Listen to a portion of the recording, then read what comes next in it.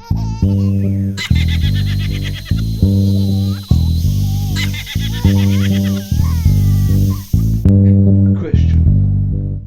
Have you ever thought how much time we spend not trying to win people's approval, actually just trying to fit in to our little space, be accepted at home, in our family, trying to fit in. We try and fit in with our kids.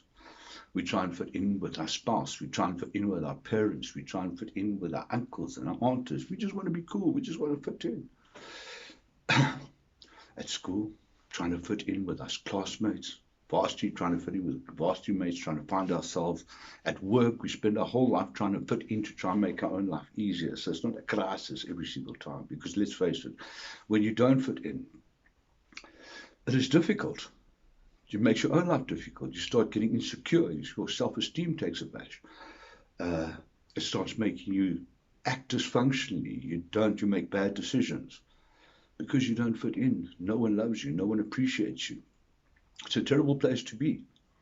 And that's why we spend so much time trying to sort out our self-esteem. And this is what, looking at my life on this whole journey of just, my experience of drugs and the impact that drugs had on my life, it's becoming quite clear. I'm actually seeing such patterns in my life of how it actually went up and down and how the drugs sort of did impact. And funny enough, yeah, I'm still talking. I've only just got as far as the army, so they haven't really kicked in yet. I haven't started. Up to this part, it was all recreational. It was fun. It was entertainment. It was going out. The same as getting drunk. We was, wow, let's go party.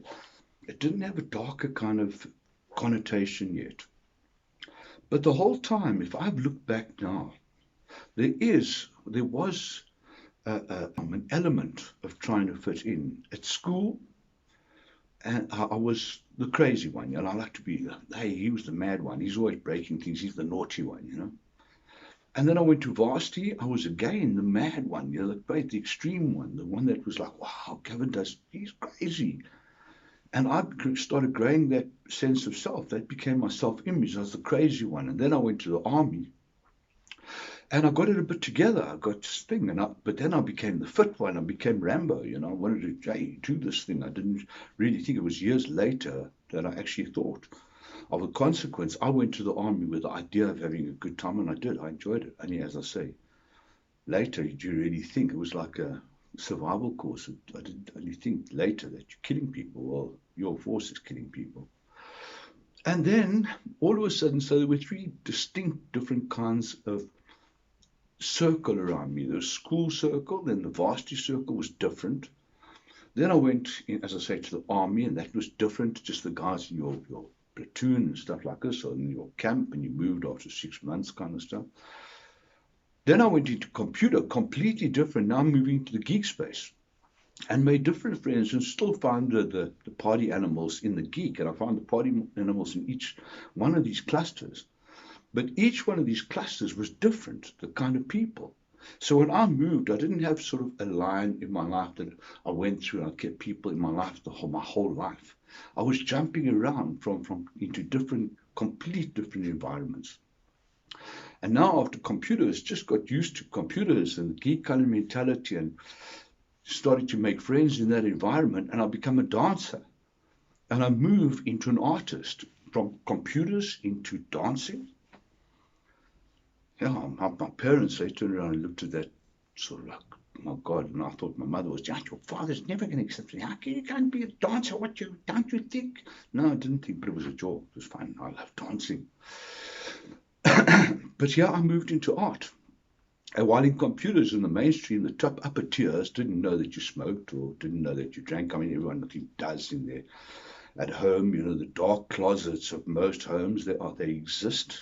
How deep they are, I think it varies from household to household.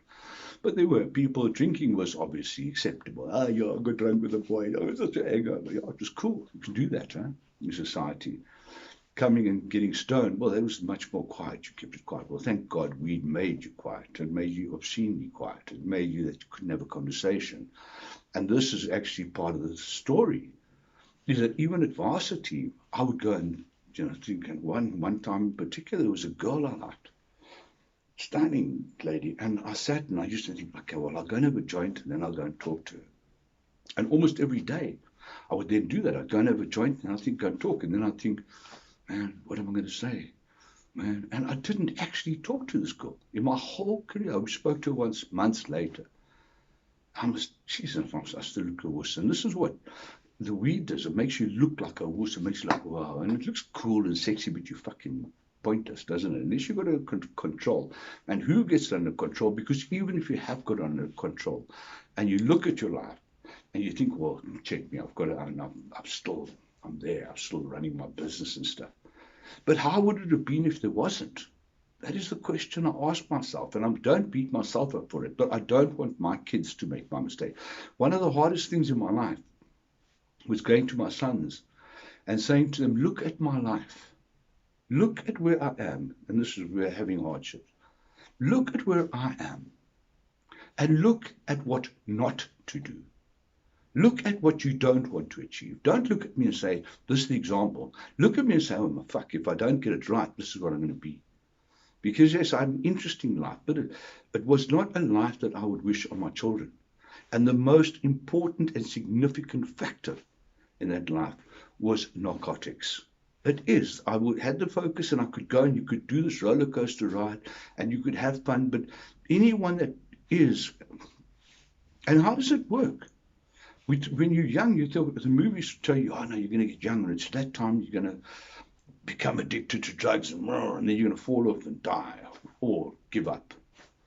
But it doesn't work like that.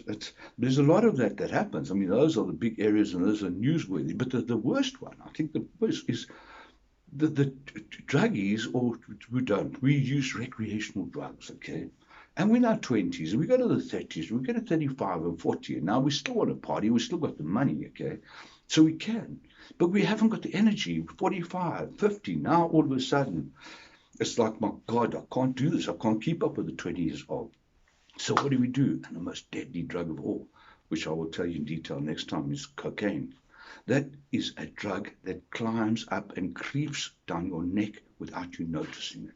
It seriously does. It is the most deadly. I've done a lot of drugs, but cocaine is in a class all of itself because you don't see it coming. You just chase. And from that first line, you chase and you throw your life away. But that's not the point. The point is fitting in. Why did we do all this stuff? Why do we fit in? Here I was going into the madness. It was to fit in. Now going into dancing, I had to be an artist. And I had to fit in, and it was like, cool, smoke weed, it's like they were all, sort of a very bohemian kind of vibe, and they, oh my God, I mean, it was great. I mean, the first show, ironically, the first gig I did for SABC, I had 5 dancers, and I even took weed with. I thought, oh, I'm going to get in with these people. 2 other boys and 3 girls, and none of them smoked weed. I smoked with the technical guys, but eventually that was the start. And then eventually you come back to Joburg and you find everyone. I had only 6 people in the whole of the dancing fraternity that didn't seem to smoke weed. Anyway, I came back and then my life started. I got into the dancing. But I think fitting in, we spend too much time trying to fit in. And that causes us to focus. We don't think we're good enough. We think people will not enjoy us the way we are. So we have to embellish. We have to turbocharge.